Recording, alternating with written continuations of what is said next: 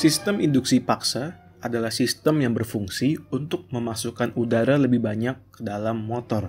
Sesuai dengan namanya, udara dipaksa masuk ke dalam motor dengan metode tertentu. Dua jenis metode sistem induksi paksa yang biasa diimplementasikan ke dalam motor bensin atau motor diesel adalah turbocharging dan supercharging. Namun, mengapa kita ingin memasukkan udara lebih banyak ke dalam sebuah motor?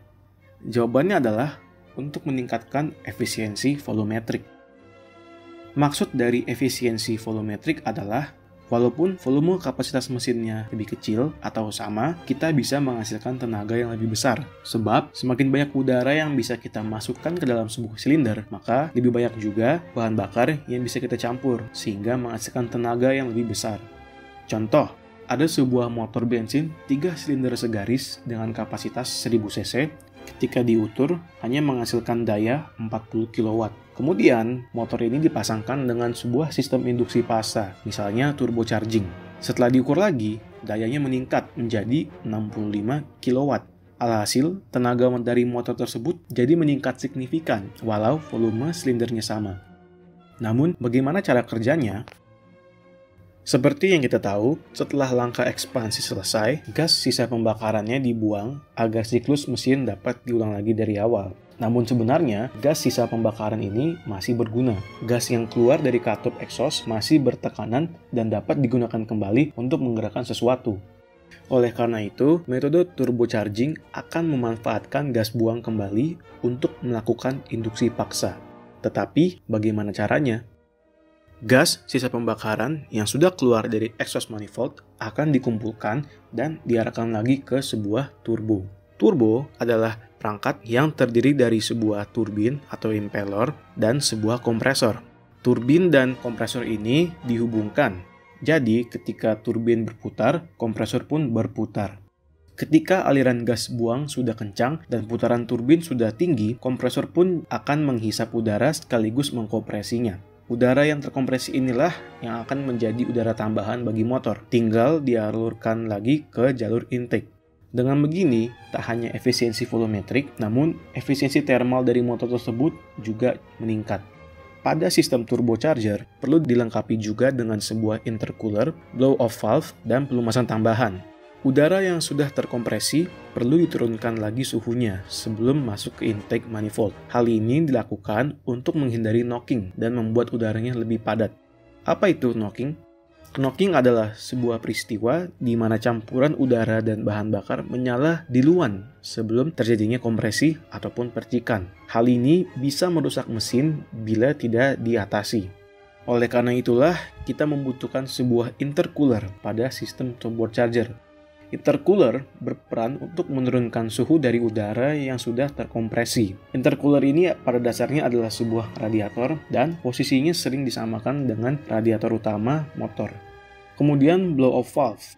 Blow-off valve adalah sebuah katup yang berfungsi untuk melepaskan udara bertekanan yang terperangkap di intake manifold. Jadi, saat mesin sedang berputar pada putaran tinggi, yang artinya turbo juga sedang mengkompresikan banyak udara, dan tiba-tiba kita menutup throttle, maka udara terkompresi yang mengalir ke katup throttle ataupun intake valve tidak akan memiliki tempat untuk pergi atau keluar dari sistem. Dalam situasi ini, lonjakan udara bertekanan tinggi dapat menyebabkan kerusakan.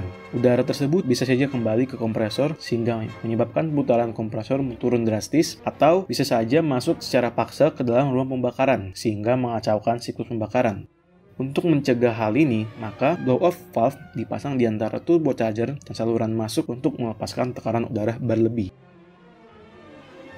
Metode supercharging tidak memanfaatkan gas sisa pembakaran untuk mengkompresi udara, melainkan langsung menggunakan putaran dari crankshaft sebagai tenaga untuk mengkompresi udara tambahannya. Dalam kata lain, impeller kompresor pada turbo tidak digerakkan oleh impeller turbin, namun oleh puli yang terhubung langsung dengan timing belt. Model seperti ini bisa disebut dengan centrifugal supercharger. Dan sama seperti sistem turbocharger, sistem supercharger juga dilengkapi dengan intercooler dan blow-off valve. Selain model centrifugal, sering digunakan juga model Roots atau model twin screw. Model Roots menggunakan dua rotor identikal dan teknik kompresinya adalah eksternal, yang artinya udara masuk ke rumah supercharger dan kemudian dikompresikan dengan menggunakan dinding dari rumah supercharger tersebut. Sedangkan untuk model twin screw tidak menggunakan dua rotor identikal. Model twin screw menggunakan dua rotor yang berbeda dan mengkompresikannya dengan teknik internal, di mana udara masuk dan dikompresikan secara langsung oleh kedua rotor. Jika kita menginginkan peningkatan efisiensi volumetrik dan termodinamik, maka metode turbocharging adalah pilihan yang cocok. Namun, metode turbocharging ini diikuti dengan kekurangan, yakni adanya turbo lagging, yang artinya terdapat lag bagi kompresor untuk mencapai putaran yang diperlukan, sebab impellernya bergantung pada gas buangan yang ada.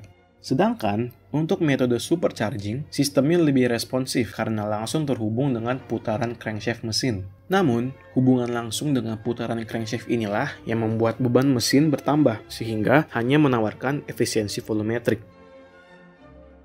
Kedua sistem ini sama-sama kompleks dan diterapkan untuk tujuan serta aplikasi yang berbeda-beda pula. Motor diesel seringkali dikawinkan dengan sistem turbocharger untuk memaksimalkan potensi efisiensi yang ada. Lagi pula, motor diesel memiliki rasio kompresi yang tinggi dan tekanan gas buangannya cocok untuk menggerakkan impeller turbo. Motor bensin yang dipasangkan dengan sistem turbocharger biasanya dibuat dengan tujuan efisiensi juga, walau tidak sepopuler penggunaannya pada motor diesel. Sistem turbocharger dan sistem supercharger pada motor bensin lebih sering digunakan untuk meningkatkan performa kendaraan.